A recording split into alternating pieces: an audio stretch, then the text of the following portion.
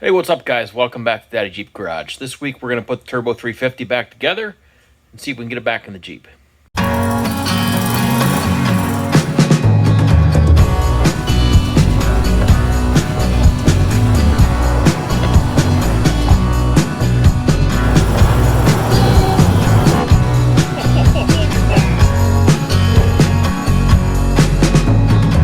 So now we need to tear this pump apart so we can get that rebuilt and put back in. There's a few seals in here we need to deal with, and we just, of course, want to clean it up like we have everything else. If you haven't seen how one of these pumps works, it's just basically a couple of gears that compress the fluid as it goes through and forces it out the other side. I'm going to bring you in close here to show you this. There's marks on both the inner pump gear and the outer pump gear. Both of those need to be facing up. From what I understand, they weren't installed that way. This outer ring was actually installed with that mark down, which again is further proof that this transmission has been apart and wasn't built correctly. But I can't see where the outside one is that important, but this inside one is absolutely critical that it's oriented correctly because of the taper on these two tangs here. These are what engage to the torque converter. So if these are not right, it's not going to work. So these have to be oriented as shown here so this taper aligns properly in the torque converter. So the next thing we need to do is we need to replace all of these seals. Okay, so that's the last of them. The bottom three look to be identical. The top two look to be identical. I would say so. So we're also, part of the dual feeding the direct drum is to leave this second one out. So we're not going to be putting one on here. We're just going to do the first and the third of the larger, these top two of the smaller. So we have this kit of all brand new Teflon seals. And there's more in here than we're using here. Some of them are going in the valve body. We'll get to that in a little bit. All right, so start with this bottom guy.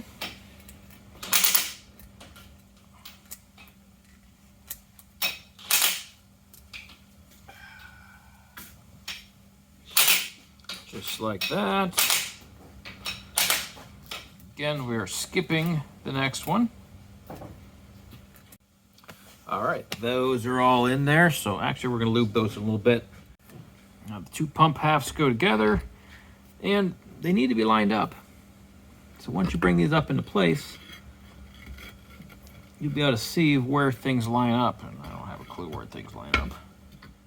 There's 5 bolt holes in here. Those line up, of course, with the 5 in the pump housing, and the pattern looks like it only goes one way. So that's how you know it's lined up properly. You can look through at those holes.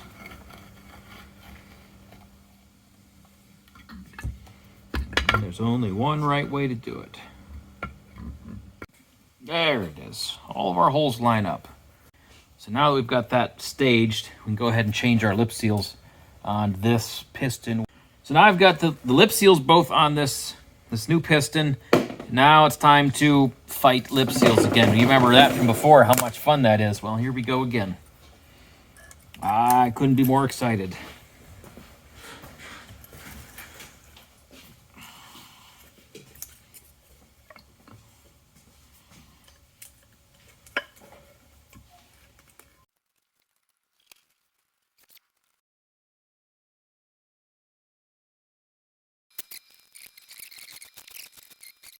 Looks like it's sticking out right here, Rob. Where? Here-ish? Yeah.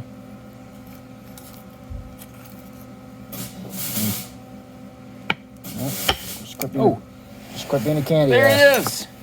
It's in. Cool. I hope I didn't screw up the seal too bad because it's in there now. Had to get an extra set of hands to put pressure on there while I worked around the feeler gauge. But it's in. I hope it's good. So now we can go back to dropping all these springs back on, all these pins. We can drop this plate back through with the bolts.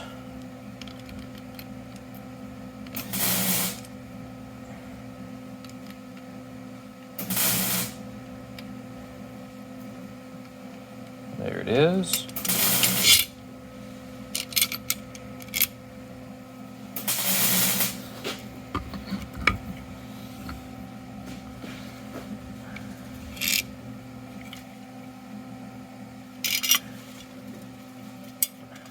Go ahead and snug them up.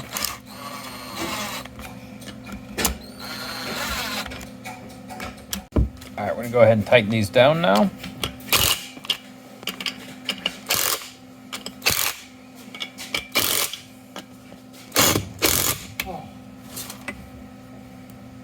And then we're gonna change the seal.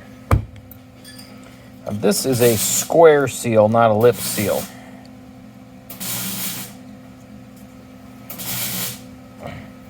Thankfully, because I'm tired of lip seals. The same with all these Teflon seals in here. I want everything lubed up nice so we can jam this back into the transmission. So one last piece of this puzzle before we jam it back into the transmission is this front seal.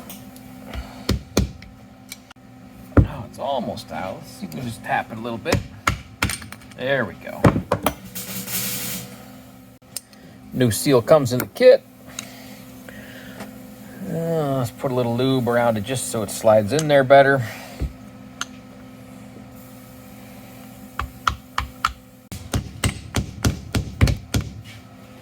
So now that the pump is all rebuilt, we can stab it back in the transmission.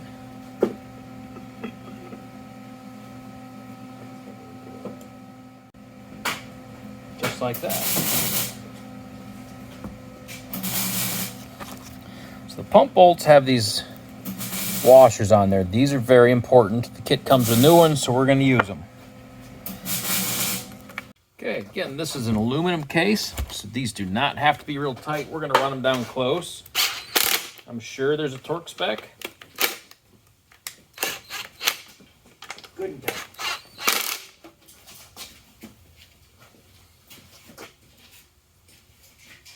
All right, so we'll come back once we know the torque spec and get those things torqued. Pump bolts need to be torqued at 20 foot-pounds. We're going to use this beam-style torque wrench. There's two holes in this plate. In order to make the transmission shift a little harder, we're going to drill this guy and this guy out to a 1/8 inch, 125.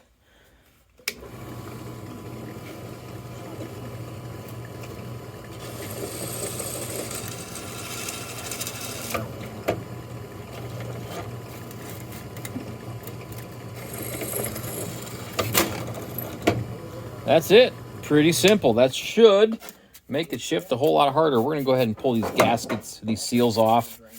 We'll just sand those a little bit, make sure we don't have any burrs, but that should be it to firm up our shifts. I'm going to go ahead and run all of these bolts for the valve body through a die. They're a 5/16 18. We're just going to slowly run them in, run them back out, move on to the next one. We're going to go ahead and run the tap through all these holes just to make sure they're clean. We don't want to risk stripping this aluminum. Really should have done this before I put it back together, but we'll take the shop vac to it. Make sure we don't get any small chips where we don't want them. You know, sometimes I just can't help myself. I'm actually sanding all of these marks off of the case. The casting on these is terrible. It bothers me, but more importantly, I want to clean it up so I can actually put some paint on it. That way mud and dirt doesn't stick to it as much, and it's not really about keeping it clean because I want it pretty. Cleaner is cooler, so if the mud is stuck around it, it's going to trap heat in better. So if I can keep this so the mud falls off more efficiently, it should stay cooler. So now I'm sanding all these little casting marks off, cleaning it up real good so I can put some paint on it.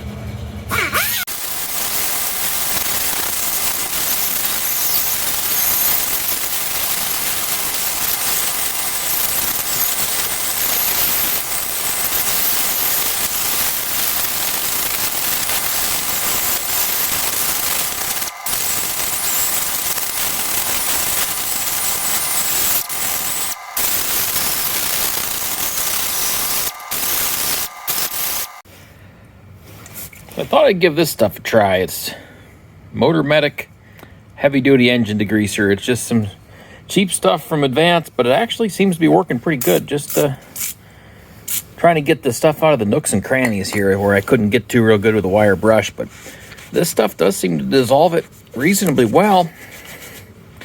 You can get in there pretty good and Get most of that gunk out of there anyway.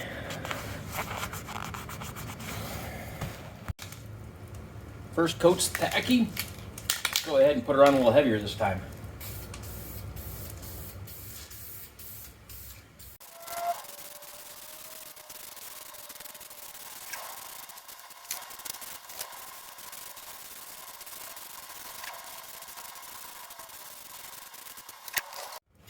It's looking green now. We'll give it another 10 or 15 minutes and do one final coat.